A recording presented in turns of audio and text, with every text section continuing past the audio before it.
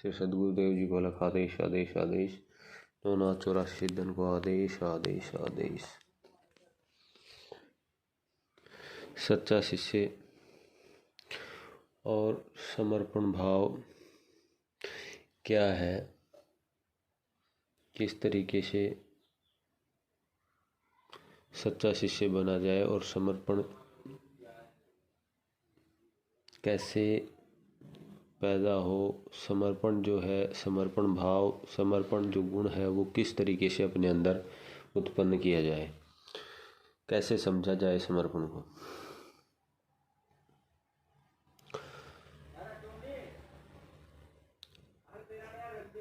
सच्चा शिष्य कोई बनता है तो उसमें एक गुण है समर्पण।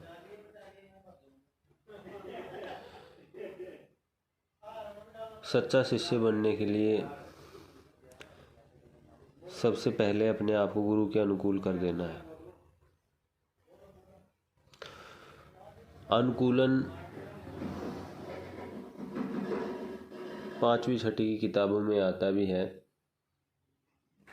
जैसा भी माहौल, जैसा भी मौसम, पर्यावरण में जैसा भी मौसम है उसके अनुकूल अपने आप को ढाल लेना। गुरु के प्रति पूर्णतः समर्पित होकर के अपने आप को गुरु के अनुकूल कर लेना।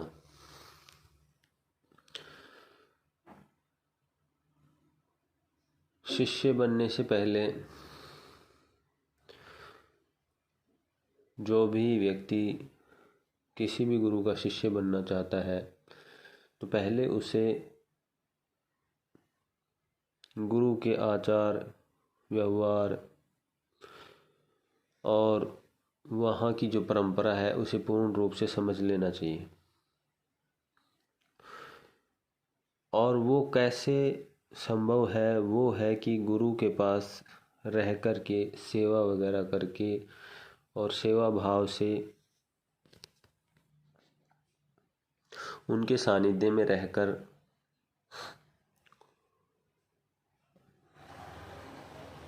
गुरु को और गुरु परंपरा को समझने की कोशिश करनी चाहिए।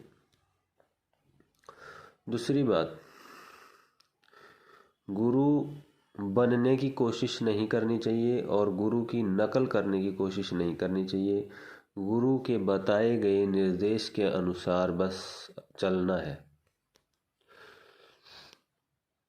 ज़्यादातर लोग शिष्य बन तो जाते हैं, सबसे पहले ये सोच लेना चाहिए कि शिष्य बना क्यों। अगर आपको किसी भी व्यक्ति में कोई गुण मिला है और उस गुण को प्राप्त करने के लिए आप उनके शिष्य बन गए हैं तो आपको सिर्फ और सिर्फ उस गुण तक ध्यान देना है।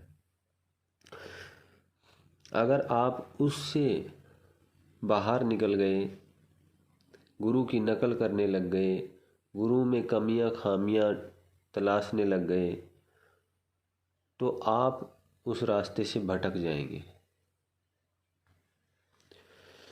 गुरु क्या कर रहा है, क्यों कर रहा है, कैसे कर रहा है, किस लिए कर रहा है, उसे छोड़ दीजिए। आपको क्या बताया गया है, आपको तो सिर्फ उसी का अनुसरण करना है, उसी को मानना है, उसी पर चलना है। ज़्यादातर लोग जो हैं वो पहले गुरु धारण करते हैं और उसके बाद में गुरु त्याग देते हैं। कहते हैं कि हमने गुरु त्याग दिया, लेकिन नहीं, गुरु ने उन्हें त्याग दिया है। दूसरी बात यह है कि वो लोग जो ऐसे कह रहे हैं वो पथ भ्रष्ट लोग हैं।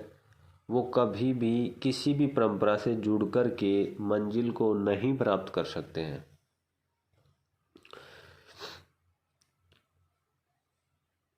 आप गुरु को सिखाने के लिए शिष्य बने हैं या खुद कुछ सीखने के लिए शिष्य बने हैं।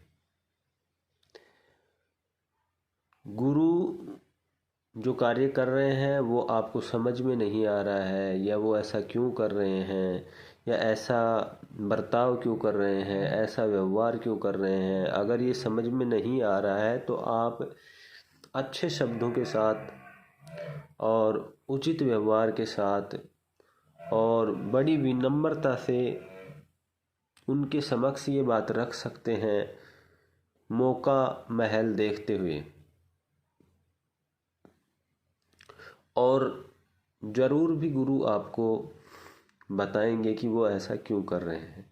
कई बार गुरु अपने शिष्यों को आजमाने के लिए, शिष्यों को देखने के लिए, उनकी परीक्षा लेने के लिए ऐसा व्यवहार कर देते हैं कि जिससे शिष्य भ्रमित हो जाता है, वो समझ नहीं पाता है। गुरु ऐसा क्यों करते हैं कि उनके शिष्य भ्रमित हो जाएं, ना समझ हो जाएं? वो इसलिए कि वो शिष्य की परिपक्वता को जांचते हैं कि क्या शिष्य परिपक्व हुआ भी या नहीं। शिष्य जो है वो अगर गुरु के बताए रास्ते पर चलता रहता है, गुरु के बताए मार्ग को अपना लेता है और अपने गुरु को सब कुछ मान लेता है, तो वो कामयाबी अवश्य पालेगा। रही शिष्य का समर्पण, दो तरह के शिष्य होते हैं। एक होते हैं पूर्ण समर्पित और दूसरे हैं शरणागत। किसी परेशानी में, किसी विपदा में, किसी आफत में, किसी दिक्कत में आने के कारण वहाँ उस गुरु के पास आकर उन्होंने शरण ले ली है, वो शिष्य समर्पित नहीं हो सकते हैं। आजकल जो भी लोग पैसा, सभी की चाहत हो गई है और पैसा नहीं कमा पाते हैं, काम धंधा नहीं लगा है, नौकरी नहीं मिली है, घर में झगड़े हो गए हैं, घरेलू फसाद हो गए हैं, पति पत्नी की नहीं बन रही है, माँ बाप के साथ में उनका व्यवहार अच्छा नहीं है, माँ बाप का उनके लिए व्यवहार अच्छा नहीं है, समाज में वो सामाजिक लोगों के साथ में अपने आप को समन्वित नहीं कर सकते हैं, या उनको मानसिक, आर्थिक और शारीरिक परेशानियां पैदा हो गई हैं जिनके कारण वो किसी गुरु के पास चले जाते हैं। तंत्र मंत्र यंत्र के जो शोध करता है उनसे जा मिलते हैं और मिलने के बाद में गुरु दीक्षा ले लेते हैं, मुझे तो आपका शिष्य बनना है। जितने भी ज़्यादातर शिष्य बन रहे हैं उनमें 90% लोग इसी तरीके से हैं। या तो वो एकदम उत्तेजित हो गए हैं कुछ बातों को सुन करके, देख करके, जान करके कि ओ फलां बाबा, फलां साधु, फलां सन्यासी, या कविता या कहानियाँ या कुछ पुस्तकें पढ़ करके या किसी की कहानियाँ सुन करके किसी के द्वारा एकदम उत्तेजित हो जाते हैं और एक निर्णय कर लेते हैं कि मुझे तो साधु बनना है, या मुझे तो फलां गुरु से जुड़ना है, या मेरे को तो वहाँ से दीक्षा लेनी है, या फिर कोई मजबूरी आ गई है, पैसा नहीं है, काम नहीं चल रहा है, कहीं भी कोई रास्ता नहीं मिल रहा है, परेशान होकर के तय कर लेते हैं कि मुझे सन्यासी बनना है। कुछ लोग आपस में पति पत्नी की लड़ाई झगड़ा द्वेष हो जाता है तो उसके बाद में वो तय कर लेते हैं मुझे तो पत्नी नहीं रखनी है, मैं गृहस्थी नहीं रहूँगा, और सन्यासी बन जाते हैं। कुछ लोग जो हैं समाज में कोई ऐसा कार्य हो गया, उनके द्वारा कोई ऐसी गलती हो गई जिसके कारण वो उस एरिए को, उस समाज को छोड़ देते हैं और वहाँ से चले जाते हैं और उसके बाद में निश्चित कर लेते हैं कि मुझे तो सन्यासी बनना है। कुछ लोग जो हैं वो इसे एक बिजनेस, एक धंधा समझ लेते हैं कि ये जो तंत्र मंत्र यंत्र का जो सिस्टम है, जो विज्ञान है, ये सिर्फ पैसा कमाने की एक कला है। कुछ लोग मान सम्मान के लिए इससे जुड़ जाते हैं कि अगर हम भी ऐसा बन गए तो लोग हमारा मान सम्मान इज्जत करेंगे। कुछ लोग ऐसे हैं जो अपने आप को एक बहुत बड़ी कम्युनिटी का मालिक बनाने के लिए कि उसके पीछे कई लाखों कई हजारों लोग उसकी बात को सुने और उसके पीछे फिरेंगे और वो कल एक मंत्री, महामंत्री या कोई राजनीतिक पद प्राप्त कर लेगा।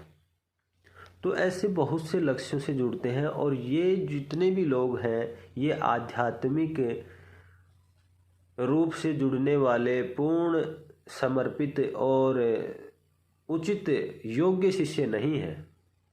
सिर्फ और सिर्फ ये लोग गुरु से जुड़े हैं अपने स्वार्थ के लिए और ये शिष्य जो हैं ये स्वार्थी हैं और स्वार्थी का मतलब भौतिक सुख सुविधा को पाने के लिए, आत्मा के स्वार्थ के लिए नहीं, शारीरिक स्वार्थ के, मानसिक स्वार्थ के, भौतिक जिज्ञासाओं के बढ़ जाने के कारण भौतिकता को प्राप्त करने के लिए गुरु से जुड़े हैं।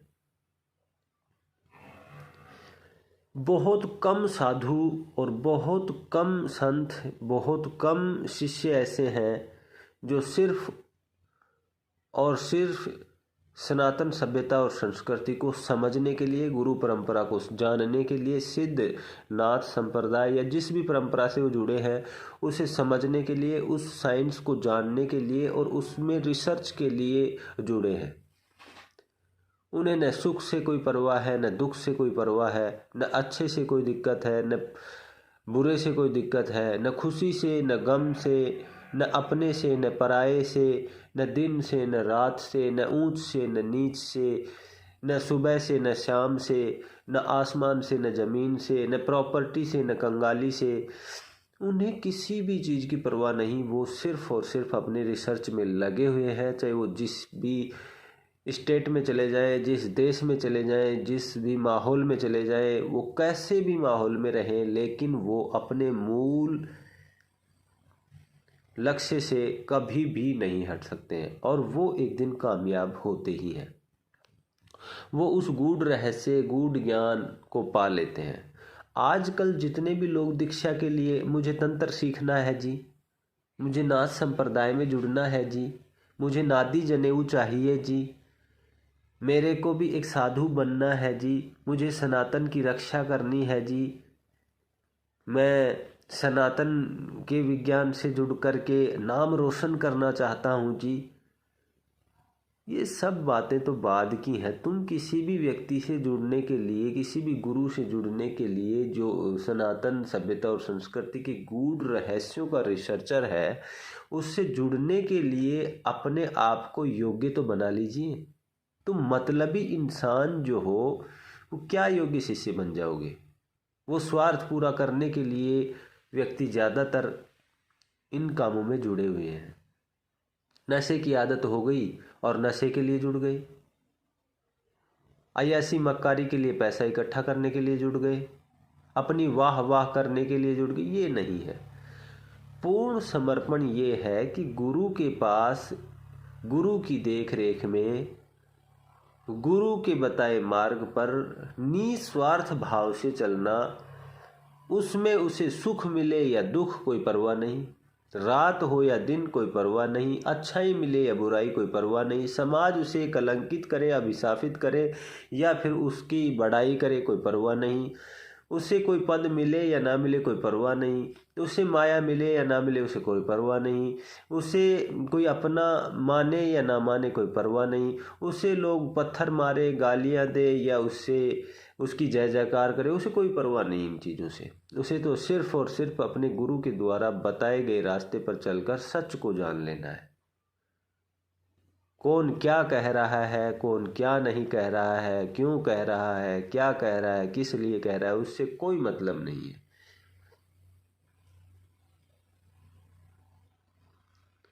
गुरु शिष्य की परंपरा जो है वो नाथ संप्रदाय के द्वारा शुरू की गई एक परंपरा है, आदिनाथ के द्वारा चलाई गई एक परंपरा है, जो पूर्ण समर्पित भाव से जब तक समर्पित नहीं होंगे तो कभी भी, अब समर्पित मैंने बताया है वो किस तरीके से। दूसरी बात, समर्पण के बगैर ना तो पति पत्नी का जोड़ा चल सकता है, समर्पण के बगैर ना पिता पुत्र का जोड़ा चल सकता है, समर्पण के बगैर ना माँ बाप और खुद का संयोग बन सकता है। समर्पण के बगैर कोई भी कार्य जो है, अगर उसमें समर्पण नहीं है तो स्वादहीन है, रसहीन है। अगर किसी भी संबंध को अगर रस युक्त बनाना चाहते हैं तो उसमें समर्पण का होना बहुत ही जरूरी है। एक को समर्पण करना ही होगा। अगर पत्नी पूर्णतः पति को समर्पित है तो उस रिश्ते में खटास नहीं हो सकती। अगर औलाद माँ बाप को अगर पूर्णतः समर्पित है तो उस रिश्ते में खटास पैदा नहीं हो सकती। एक मजदूर अपने मालिक को पूर्णतः समर्पित है तो उस काम में कोई रुकावट पैदा नहीं हो सकती। अगर एक शिष्य पूर्णतः अपने गुरु को समर्पित है तो वो उसकी कलाओं से वंचित नहीं रह सकता। और जब पूर्णतः समर्पित हो जाता है तो शिष्य के अंदर गुरु झलकना शुरू हो जाता है। शिष्य शिष्य नहीं रह जाता है, उसके अंदर गुरु की तस्वीर नजर आती है, गुरु के हाव भाव नजर आते हैं, गुरु की छवि उसमें उतर जाती है। और जो भी ज्ञान गुरु जानता है उससे वो रूबरू होना शुरू कर देता है।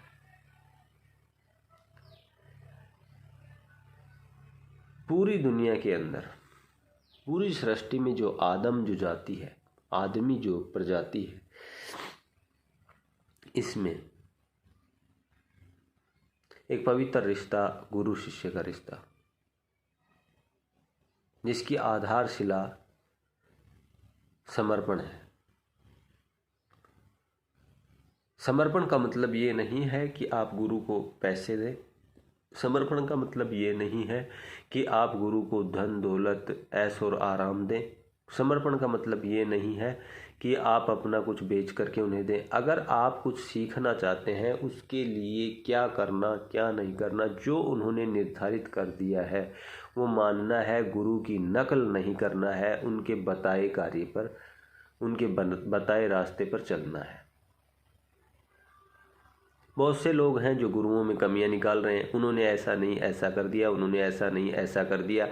बहुत से लोग हैं जिनकी ये बातें भी आ रही और वो लिखते हैं कमेंट में या वो अपने स्टेटस लगा रहे हैं, मैंने गुरु को त्याग दिया। अरे तूने क्या गुरु को त्याग दिया? अगर गुरु गुरु है तो उसने तुझे त्याग दिया है। अब तेरी क्या औकात कि तू वहां रुक जाए। जब गुरु खुद शिष्य से विमुख हो जाता है, अपना मुंह मोड़ लेता है, तो शिष्य कहाँ?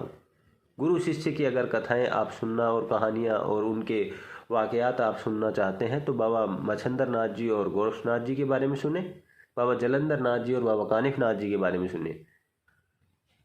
बाबा जलंधर नाथ जी ने अपने शिष्यों की परीक्षा के लिए एक बार कहा कि अगर कोई मेरा शिष्य है और पूर्णतः मुझे समर्पित है तो ये जो कटोरा जहर का है, इसमें जो जहर है उसे पी जाए।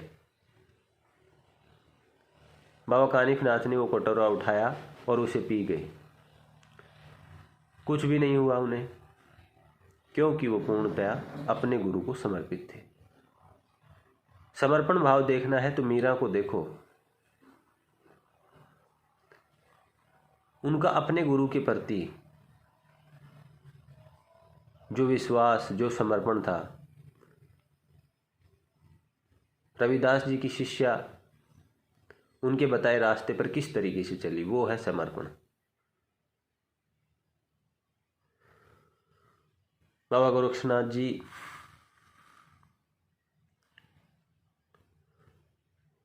एक बार भिक्षा के लिए चले जाते हैं और भिक्षा में कुछ लेकर के आते हैं खाने के लिए और बाबा मच्छिंद्र नाथ को देते हैं। बाबा मच्छिंद्र नाथ कहते हैं कि और भी चाहिए मुझे खाने के लिए, तो वो दोबारा जाते हैं तो उनकी उस भिक्षा के बदले में उस औरत ने, भिक्षा देने वाली ने आँख मांग ली और वो आँख दे करके वहाँ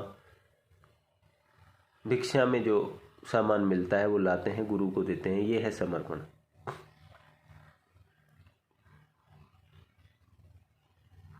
बाबा मच्छिंद्र नाथ जी कामरूप देश में हैं और बाबा गोरक्षनाथ जी 12 साल तपस्या करने के बाद में जाते हैं अपने गुरु के पास और वहाँ से अपने गुरु को लेकर के आते हैं।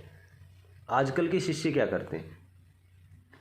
आजकल जो शिष्य बन रहे हैं, आजकल जो छवियां चल रही हैं, आजकल जो हालात हो रहे हैं, वो कहते हैं कि नहीं नहीं, वो मेरा गुरु हो ही नहीं सकता। वो दूसरी औरत को उसने कैसे अपना लिया, वो वहाँ कैसे चला गया, मैं तो इस बात को मानता ही नहीं हूँ। पता नहीं कितने सवाल क्या क्या खड़े कर देते, लेकिन नहीं, वो वहाँ जाते हैं, गुरु से मिलते हैं।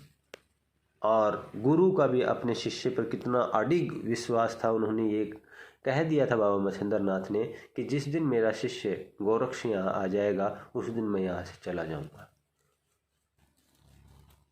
और ऐसा ही हुआ। कहा भी गया है, वहाँ जाग मच्छिंद्र गोरख आया।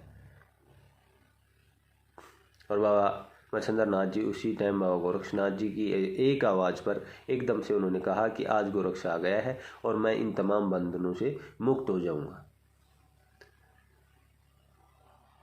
तो इन बातों को सोचना, समझना, देखना, इससे पता लग जाएगा। हाँ, सवाल खड़ा कर देना ये नहीं है कि गुरु के सामने हम कोई सवाल रख रहे हैं तो इसका मतलब है कि हमने गुरु के नियमों की अवहेलना की है या उनका अनादर किया है। नहीं, लेकिन सवाल रखने का तरीका, सवाल कहने का भाव, सवाल बताने का जो तौर तरीका है, आप किस तरीके से, वो बहुत अच्छा होना चाहिए। विनम्र तरीके से, अच्छे तरीके से, अच्छे शब्दों में और उचित समय पर आप सवाल रखें, ये होना चाहिए। ऐसा नहीं है कि आप गुरु के सामने कोई भी सवाल, उल्टा सीधा कोई भी बात जो आपको समझ में नहीं आ रही है वो रख दें और फिर समझें कि गुरु जो है वो उसकी शान में गुस्ताखी हो गई या उनका हमने अनादर कर दिया है और ये तो बहुत बड़ी गलती हुई है। नहीं, ऐसा कुछ नहीं है। अच्छे शब्दों में होना चाहिए, अच्छे तरीके से होना चाहिए और अच्छे वक्त पर होना चाहिए। ये ज़रूर ध्यान रखना है। कोई भी सवाल पूछ सकते हैं, जान सकते हैं। जिज्ञासाओं को शांत करने के लिए तो गुरु है। तो एक योग्य शिष्य बने और पूर्णतः समर्पित शिष्य बने। आध्यात्म में जब तक आप अपना समर्पण नहीं कर देंगे, जब तक आप योग्य नहीं बन जाएंगे, तब तक उस गहराई को नहीं पा सकते। और जिस दिन आप अपने अंदर ये गुण पैदा कर लेंगे तो आप तमाम उन गहराइयों को छान सकते हैं, उन्हें जान सकते हैं और आपके अंदर एक आभा, एक चमक, एक रोशनी, एक लाइट, एक ऊर्जा, एक दिव्य ज्योति ऑटोमेटिक लोगों को, आंखों वालों को नज़र आने लग जाएगी और लोगों का अट्रैक्शन अपने आप आपकी तरफ हो जाएगा। ये दुनिया आपके पीछे पीछे हो जाएगी अगर आपने अपने गुरु को मना लिया, पा लिया, उसे जीत लिया। जीतने का मतलब दिल से गुरु को जीत लेना, गुरु के दिल को जीत लेना।